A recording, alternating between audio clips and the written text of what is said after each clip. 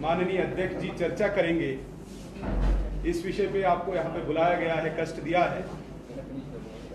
मैं निवेदन करूंगा माननीय अध्यक्ष जी के और इनके साथ हमारे पूर्व मुख्यमंत्री श्रीमान कविंदर गुप्ता जी, हमारी बहन श्रीमती प्रिया सेठी जी, हमारे स्टेट के स्पोर्ट्स पर्सन श्रीमान आर.एस. पठानिया साहब बैठे हुए हैं। मैं निवेदन करूंगा माननीय अध्यक्ष जी से कि प्रेस को संबोधित करें। सभी मीडिया के मित्रों का भारतीय जनता पार्टी कार्यालय में हार्दिक स्वागत है।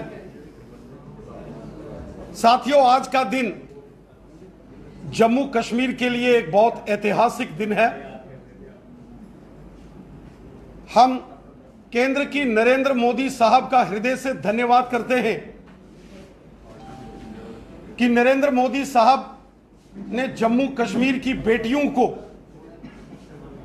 आज एक ऐतिहासिक निर्णय द्वारा जो उनको इंसाफ दिया है, उसके लिए हम श्रीमान नरेंद्र मोदी साहब का हृदय से धन्यवाद करते हैं।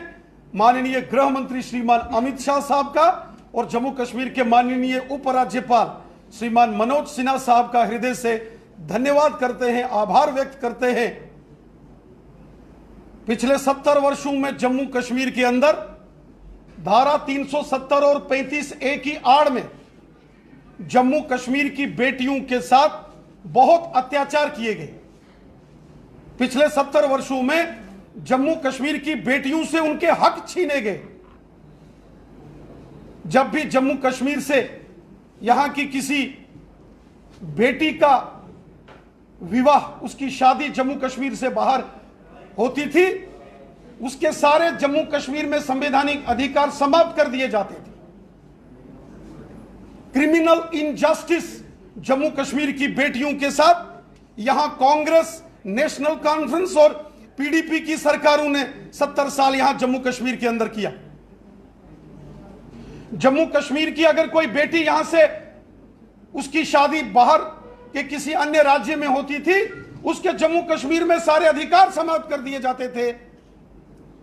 और यहां तक कि पाकिस्तान के कब्जे वाले जम्मू कश्मीर से अगर किसी लड़की की शादी जम्मू कश्मीर में की जाती थी, उसको सारे अधिकार दिए जाते थे, लेकिन जम्मू कश्मीर की बेटियों के अधिकार समाप्त कर दिए जाते थे।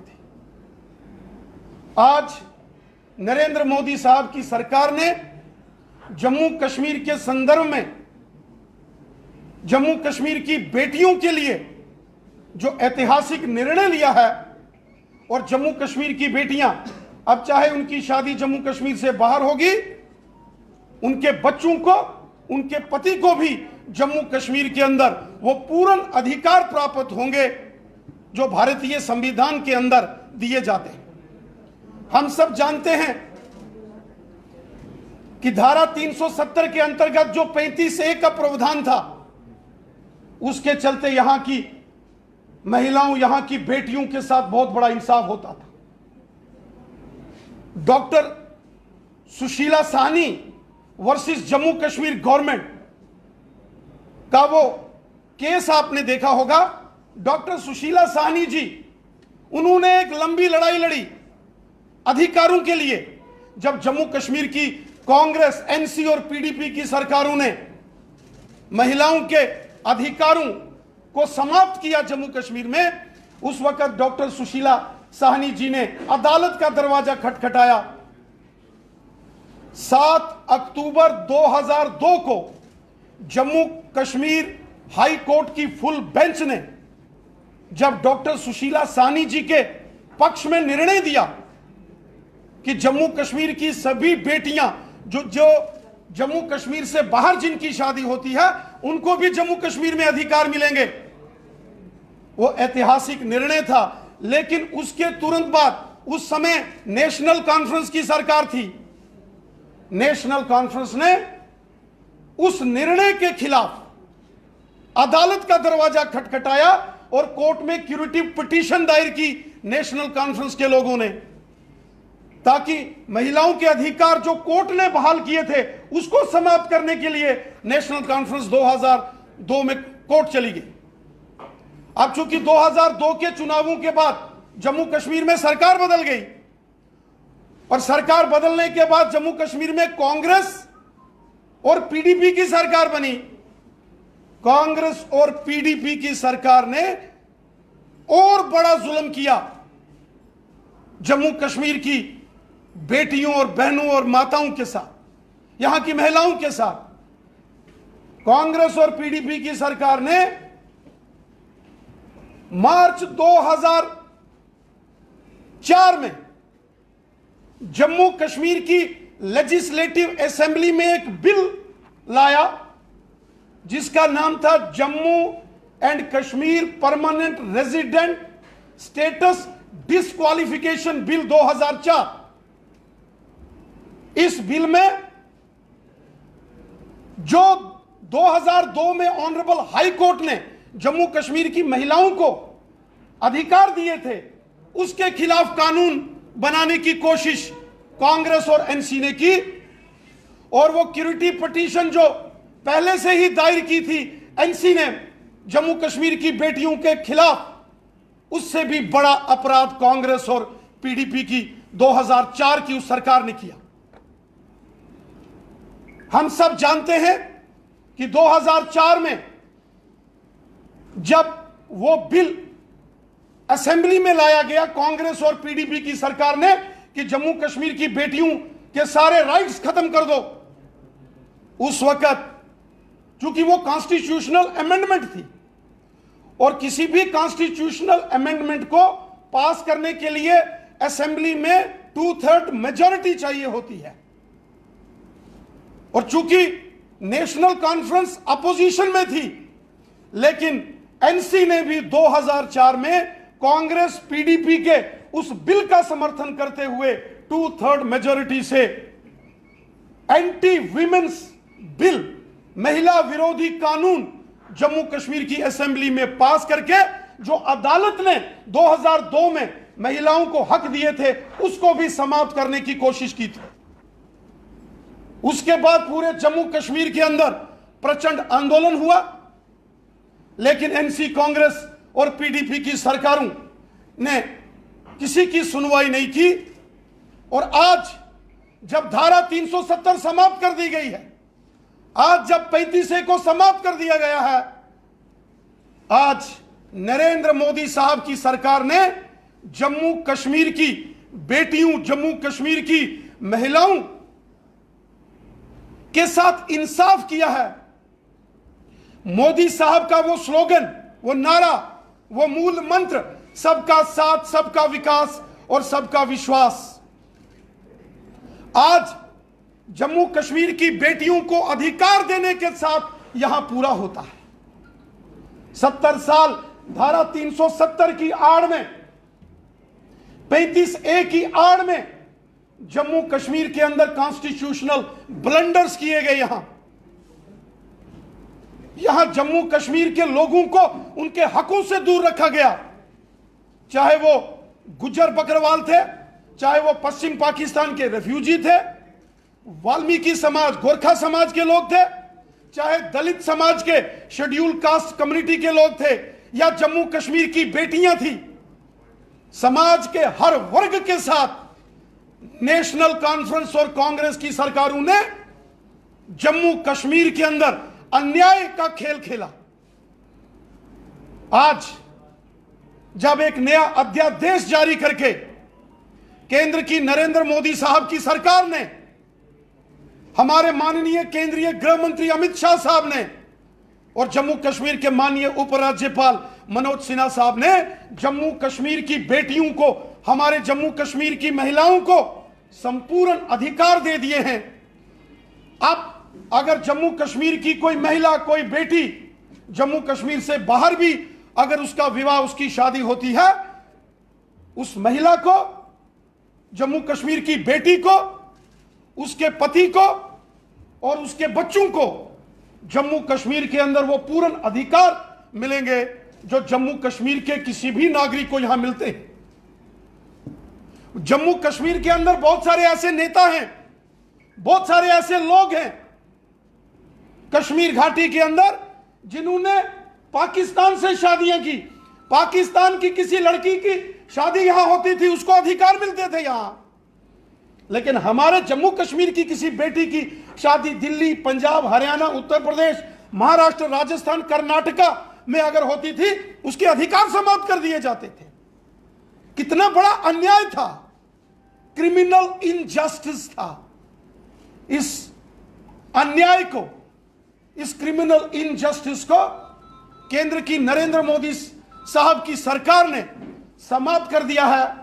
मैं जम्मू कश्मीर की लाखों करोड़ों माताओं, बहनों और बेटियों की तरफ से अपने देश के यशस्वी प्रधानमंत्री नरेंद्र मोदी साहब का हृदय से धन्यवाद करता हूं।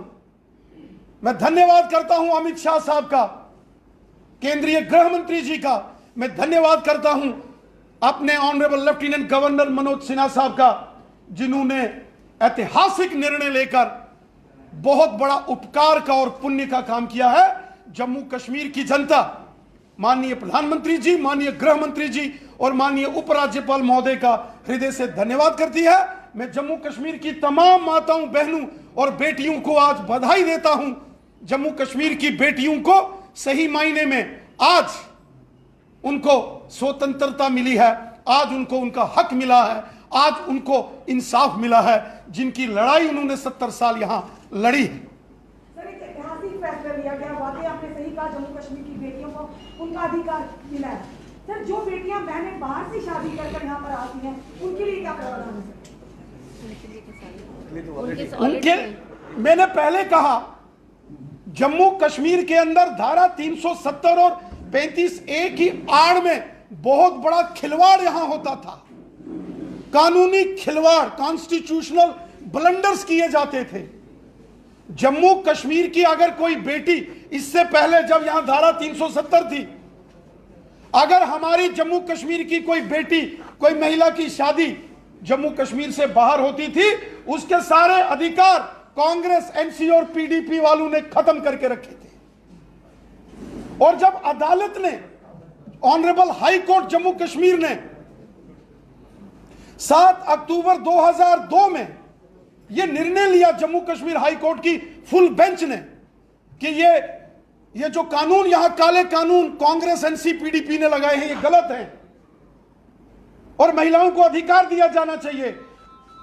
अदालत के फैसले के खिलाफ एनसी, कांग्रेस और पीडीपी ने मार्च 2004 में जो कानून महिलाओं की नागरिकता को रद्द करने के लिए लाया था, वो काला कानून था। जम्मू कश्मीर की अगर कोई बेटी की शादी पंजाब, हरियाणा, हिमाचल, दिल्ली, राजस्थान, महाराष्ट्र, कर्नाटका कहीं बाहर की जाती थी, उसके अधिकार समाप्त हो जाते थे। लेकिन अगर कोई कश्मीर का नेता पाकिस्तान से किसी लड़की से शादी करता था, उसको सारे अधिकार दिए जाते थे। डॉक्टर फारूक अब्दुल्ला, जो जम्मू कश्मीर के मुख्यमंत्री रहे, जब उन्होंने अपने घर में हिमाचल और दिल्ली से बहू लानी थी, बहू को तो अधिकार दे दिए, लेकिन जब डॉक्टर फारूक अब्दुल्ला की बेटी सारा अब्दुल्ला की शादी राजस्थान श्रीमान सचिन पायलट जी के साथ होती है, तो सारा अब्दुल्ला के सारे अधिकार खत्म कर दिए। अगर श्रीमती पायल अब्दुल्ला, जो डॉक्टर फारूक अब्दुल्ला की बहू थी, उनको सारे अधिकार यहां मिले, तो सारा अब्दुल्ला की शादी अगर राजस्थान में हुई, तो सारा अब्दुल्ला के अधिकार क्यों समाप्त कर दिए गए? आपको बहू के तो अधिकार चाहिए, लेकिन बेटी की शादी बाहर हो गई तो बेटियों के अधिकार आप समाप्त कर दोगे? 70 साल हमारी माताओं, बहनों ने यहां लड़ाई लड़ी। जम्मू बार एसोसिएशन ने, भारतीय जनता पार्टी ने, सामाजिक धार्मिक संगठनों ने यहां संघर्ष लड़ा, लेकिन एनसी, कांग्रेस और पीडीपी की सरकारों ने यहां महिलाओं के अधिकार छीने, उनको अधिकार नहीं दिए। अंतोगत्वा जब धारा 370 समाप्त की गई, 35 समाप्त की गई, उसका यह परिणाम है कि आज जो ऑर्डिनेंस, जो अध्यादेश जारी किया गया है, उसके तहत अब जम्मू कश्मीर की सभी महिलाओं को, माताओं, बहनों, हमारी बेटियों को वो सभी अधिकार प्राप्त होंगे जो भारतीय संविधान के तहत किसी प्रदेश के देश के नागरिक को मिलते हैं। मैं जम्मू कश्मीर की सभी माताओं, बहनों, बेटियों को बधाई देता हूं और हृदय से अपने देश के यशस्वी प्रधानमंत्री श्रीमान नरेंद्र मोदी साहब का हृदय से धन्यवाद करता हूं, जो उन्होंने जम्मू कश्मीर की बेटियों, माताओं पर उपकार किया, उनको आशीर्वाद दिया। पिछली सरकार में खुद मुख्यमंत्री के तौर पर रही, एक महिला नेता होने के नाते उन्होंने महिलाओं की आवाज बनने की कोशिश नहीं की। आज वो लगातार ये कह रही है कि आखिरी दम तक धारा 370 की लड़ाई लड़ती रहूंगी। लगता है कि करारा तमाचा है जिस तरह से तमाम अधिकार जो महिलाओं को मिलता है। जम्मू कश्मीर के अंदर यहां महिला मुख्यमंत्री भी रही। हमारे साथ श्री रणबीर सिंह पठानिया बैठे हैं, जो बहुत उच्च कोटि के एडवोकेट हैं। द बेस्ट लेजिस्लेटर अवार्ड जिनको जम्मू कश्मीर के अंदर 2015 में दिया गया। और जब मैंने जम्मू कश्मीर विधानसभा के अंदर यह बिल लाने की कोशिश की, उस वक्त के जो मुख्यमंत्री और वो सभी उनकी जो सरकार थी, उनकी जो वहां लॉ डिपार्टमेंट था, जो लॉ डिपार्टमेंट, जो कानून मंत्री वहां थे, उन्होंने उस बिल को रद्दी की टोकरी में डाल दिया था। हमने वहां संघर्ष लड़ा, लड़ाई लड़ी। महिला होने के बावजूद यहां की मुख्यमंत्रियों ने महिलाओं को अधिकार देने की कभी बात नहीं की है। यह नरेंद्र मोदी साहब की सरकार है कि उन्होंने आज जम्मू कश्मीर की बेटियों और जम्मू कश्मीर की महिलाओं के साथ इंसाफ किया है, जस्टिस किया है। रविंदर जी, आपको नहीं लगता है कि आप आज जो बातें कर रहे हैं लोगों को कहीं ना कहीं गुमराह कर रहे हैं? क्योंकि जिस दिन धारा 370 और 35 एक टूटा था, महिलाओं को हक तो उसी दिन मिल गया था। आज जो ऑर्डिनेंस निकाला है वो उन महिलाओं जिन्होंने जम्मू कश्मीर के राज्य से बाहर शादी की है, उनके पति, वो भी जम्मू कश्मीर में, उनके पतियों को डोमिसाइल का जब डोमिसाइल का अधिकार मिलेगा, जब डोमिसाइल सर्टिफिकेट मिलेगा, तो उनको यहां की नागरिकता और सारे संवैधानिक अधिकार मिलेंगे ना। वही तो नहीं दिए जाते थे, जिसके लिए हमने संघर्ष लड़ा, जिसके लिए जम्मू कश्मीर की महिलाओं ने संघर्ष लड़ा, जिसके लिए डॉक्टर सुशीला सानी ने कई वर्षों तक लड़ाई लड़ी और जिसके लिए निर्णय जम्मू कश्मीर के ऑनरेबल हाई कोर्ट ने दिया। लेकिन हाई कोर्ट के निर्णय के बाद यहां की एनसी, कांग्रेस और पीडीपी ने कानून बनाने की साजिशें असेंबली के अंदर की थी। आपने महिला एम्पावरमेंट की आपने बात की, जम्मू कश्मीर में विधानसभा के चुनाव होने वाले हैं और जब भाजपा जब टिकटों का बंटवारा करेगी, कितने प्रतिशत रिजर्वेशन जो महिलाओं को दी जाएगी? आज आप देखिए कि जम्मू कश्मीर के अंदर जो नरेंद्र मोदी साहब की सरकार में यहां पंचायती राज सशक्तिकरण किया गया, चाहे पंच हो, सरपंच हो, बीडीसी हो या डीडीसी के चुनावों में बड़े पैमाने पर जो है वो महिलाओं को उनके लिए सीटें आरक्षित की गई हैं। 33% आरक्षण जम्मू कश्मीर के अंदर इन सभी चुनावों में महिलाओं को दिया गया है। और जम्मू कश्मीर केंद्र शासित प्रदेश है। हमारे देश का पार्लियामेंट जो कानून पास करेगा वो जम्मू कश्मीर में लागू होगा।